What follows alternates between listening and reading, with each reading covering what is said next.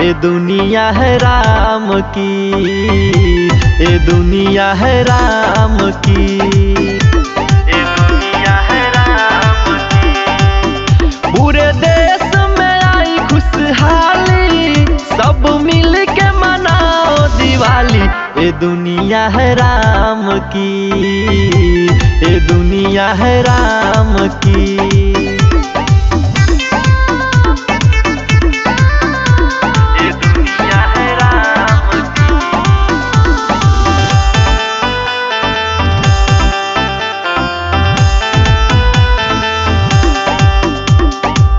हो रहल बा राम लला के अवध में आगमन हो, खुशिया में धरती झूमे, झूमे नीला गगन हो, झूमे नीला गगन हो रहल बा राम लला के अवध में आगमन हो, खुशिया में धरती झूमे, झूमे नीला गगन हो।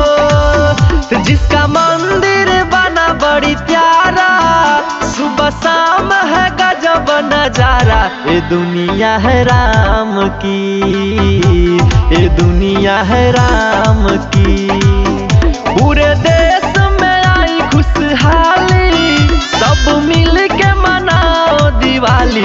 ये दुनिया है राम की, ये दुनिया है राम की, ये दुनिया है राम की।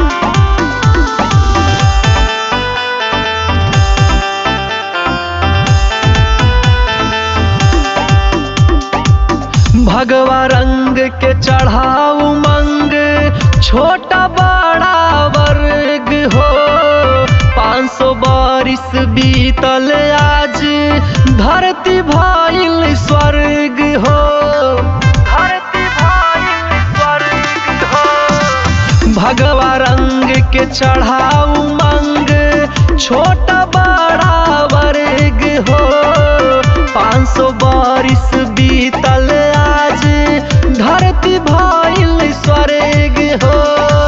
तो हमर देशवा करत गुणगान, आज मिथुन पूरा भइल अरमान। ये दुनिया है राम की, ये दुनिया है राम की। पूरे देश में आई खुशहाली, सब मिल के मनाओ दिवाली। ये दुनिया है राम की, ये दुनिया है राम की।